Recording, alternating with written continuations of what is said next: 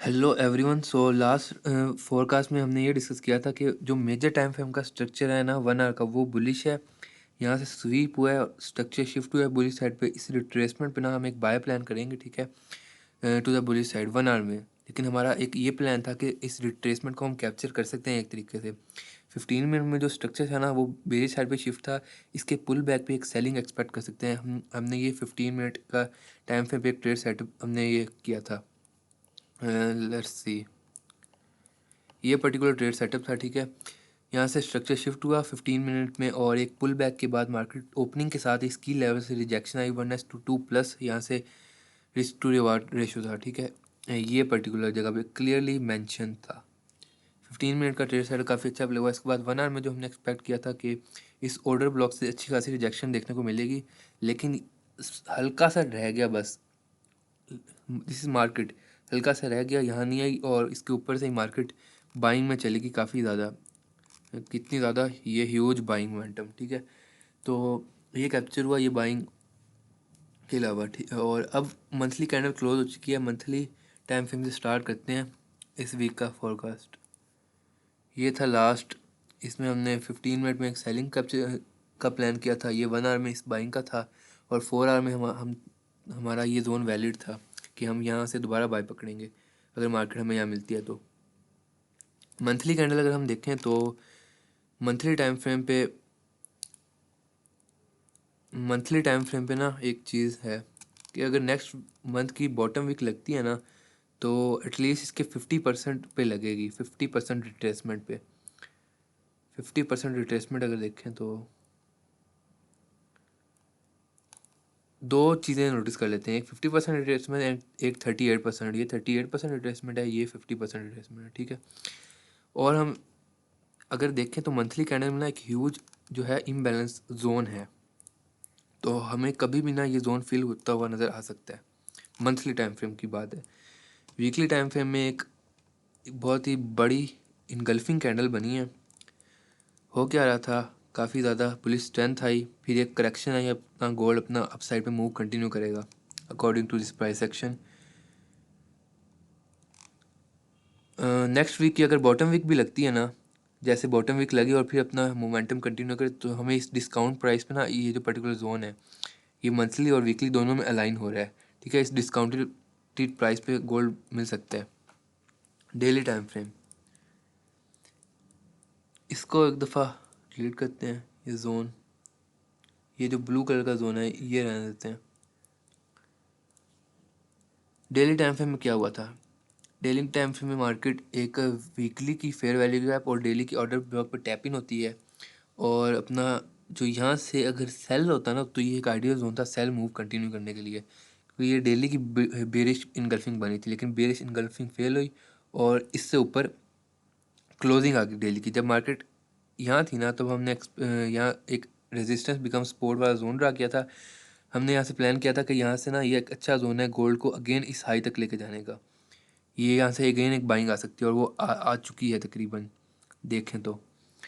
उसके अलावा अब गोल्ड क्या कर रहा है, एक ना चैनल में मूव कर रहा है, ट्रेंड चैनल में। देखा जाए तो ये पर्टिकुलर जगह से एक ट्रेंड चैनल मूव कर रहा है।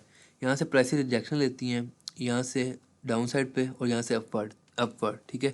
इसके मुताबिक गोल्ड अगेन अपना इस हाई इस ट्रेंड चैनल के टॉप तक जा सकता है, और अपना ये हाई ब्रेक कर सकता है अगर बाइंग बहुत ज़्यादा स्ट्रॉन्ग हुई तो। 4 आवर में कंप्लीट एनालिसिस करते हैं अब। अच्छा, 4 आवर का हमने ना लास्ट वीक ये प्लान किया था कि अगर हमें एक भी कैंडल क्लोजर मिले बिलो दिस जोन तो सेल प्लान करेंगे, जब तक इससे ऊपर है गोल्ड बाय है। तो यहाँ से बहुत ही बड़ी रैली आई है बाइंग की। ये 4 आवर एक बाइंग जोन था, रेजिस्टेंस बिकम सपोर्ट। यूजुअली ये होता है कि ना इस स्वीप के बाद ना एक बाइंग आ जाती है, यूजुअली ये होता है, लेकिन मार्केट ने वीक हैंड्स को रिमूव किया और फिर अपनी बाइंग रैली कंटिन्यू की। उसके बाद अब गोल्ड कहाँ स्टैंड कर रहा है, हमें क्या करना चाहिए। 4 आवर टाइम फ्रेम में, H4 टाइम फ्रेम में ना मार्केट हायर हाइज और हायर लोज बना रहा है, which is indicating clear market structure shift in the bullish time frame. ये मार्केट ने हायर हाई बनाया, ये मार्केट ने हायर लो बनाया, अगेन हायर हाई अब ना H4 में बाई नहीं कर सकते फ़िलहाल, ट्रेंड बाय है, मार्केट बाय में जाएगी, लेकिन H4 में बाय नहीं कर सकते क्योंकि अभी ये अपने हाई पे बैठा हुआ है। हम एक्सपेक्ट करेंगे H4 में कि एक हायर लो लगे, ठीक है, उस हायर लो को कैप्चर करेंगे again to the an higher high, ठीक है। ये एक बहुत ही रिस्की प्लेस है बाइंग की। क्यों? अगर एक कैंडलस्टिक पैटर्न है इवनिंग स्टार, एक बुलिश कैंडल बने, ठीक है, फिर एक बेरिश कैंडल बने, और जो थर्ड कैंडल है ना वो सारों को अपने अंदर संभाले, ये एक इवनिंग स्टार पैटर्न होता है, और ये एग्जैक्ट पैटर्न यहाँ बना हुआ है। ये जो है ना, ये सारी इवनिंग स्टार ने ये इवनिंग स्टार बना और ये ह्यूज रैली आई सेलिंग की तरफ, ठीक है। अगेन मार्केट इस पर्टिकुलर पॉइंट पे स्टैंड कर रही है। It is not a safe place to buy right now, ठीक है। यहाँ वेट करेंगे H4 के टाइम फ्रेम में, वेट करेंगे मार्केट को यहाँ आने का, और यहाँ से एक trade setup, swing trade setup है to the all time high of gold. कितना का लगा ऑल टाइम हाई? ये एक स्विंग सेटअप है, यहाँ वेट करेंगे कैंडल कंफर्मेशन का। अभी H4 का ये था एनालिसिस। अगर देखें ना तो ये एक पर्टिकुलर ट्रेंड चैनल भी आ रहा है, इस हमारे एक और कॉन्फ्लुएंस ऐड हो चुका है बिल्कुल। और ये कितना रिस्पेक्ट हुआ है trend channel, 1 time, 2 time, 3rd time and expecting 4th time price action. Okay, so अब चलते हैं 1 आवर टाइम फ्रेम में। 1 आवर टाइम फ्रेम में एक सेलिंग जोन पे बैठी हुई है मार्केट फ़िलहाल। 1 आवर टाइम फ्रेम में क्या हो रहा है? मार्केट एक अगेन हायर हाइज और हाई लोज बना रही है। अब हमें क्या करना चाहिए? अब हमें देखना चाहिए कि मार्केट इस वक्त कहाँ स्टैंड कर रही है। ये अगर ये ट्रेंड चैनल देखें, इस ट्रेंड चैनल को मार्केट ने फॉलो कर रही है कंप्लीट इस तरह से। कहाँ से?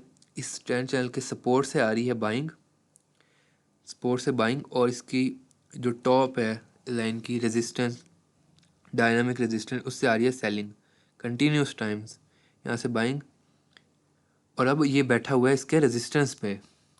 अगेन ये H4 का भी रेजिस्टेंस था और ये इस ट्रेंड चैनल का भी रेजिस्टेंस है H1 के। सो यहाँ होगा वेट, सेलिंग कर नहीं सकते क्योंकि हम बाइंग ट्रेंड है, कंफर्मेशन के साथ सेलिंग का प्लान होगा, इसलिए ना अभी वेट करेंगे बाइंग का। एक तो H4 का ये वाला टाइम है स्ट्रक्चर पॉइंट, और एक ट्रेड सेटअप है 30 मिनट में, जो कि मुझे बहुत सही लग रहा है और प्राइस एक्शन पे बेस है। क्या चीज़ भला? ये है डिस्काउंटेड प्राइस। इस ना डायनामिक सपोर्ट से काफ़ी बार आई है, हमें मिली है रिजेक्शन टू द अपसाइड, और अब ना मार्केट में ये एक ऑर्डर ब्लॉक है, प्योर ऑर्डर ब्लॉक। यहाँ से ह्यूज रैली आई थी। अब मार्केट अगर हमें दोबारा यहाँ देखने को मिलती है ना, तो यहाँ से अगेन ह्यूज रैली एक्सपेक्टेड है to the this top of trend channel, ठीक है। ये 2 ट्रेड सेटअप है, शेयर किए हैं वीडियो में। सो ये काफ़ी सही लग रहा है क्योंकि ना अगली 30 मिनट की कैंडल थी ना, उसने इनगल्फ कर लिया सबको इनगल्फ कर लिया। फ्राइडे वाला दिन था ये, और ट्रेडिंग स्टॉप हुई हुई थी कुछ टेक्निकल इश्यूज़ की वजह से CME में, इस वजह से ये मूव कैप्चर नहीं हुआ है कुछ भी। उसके अलावा 30 मिनट में ये था, 15 मिनट में भी कुछ भी नहीं है मेरे ख्याल से, और 5 मिनट में भी कुछ भी नहीं है। ये बस यही है कि अपने टॉप पे बैठा हुआ है, कभी भी यहाँ से रैली आ सकती है सेलिंग की तरफ। 4 आवर में एक दफ़ा दोबारा देखते हैं। 4 आवर में यहाँ से वेट है, सेल नहीं है, यहाँ से बाय है इंगल्फिंग पे या हैमर पे कैंडल पे। ये अपने हायर लो पे भी होगा, और ट्रेंड चैनल का भी सपोर्ट है, रेजिस्टेंस भी कम सपोर्ट है, इतने ज़्यादा कॉन्फ्लुएंसेस ऐड हैं, सेटअप भी है ये। उसके अलावा 30 मिनट में वो वहाँ से बाइंग करेंगे। अगर तो मार्केट का ना स्ट्रक्चर शिफ्ट होता है 15 मिनट में, तो हम यहाँ से सेलिंग एक्सपेक्ट कर सकते हैं। एक मिनट,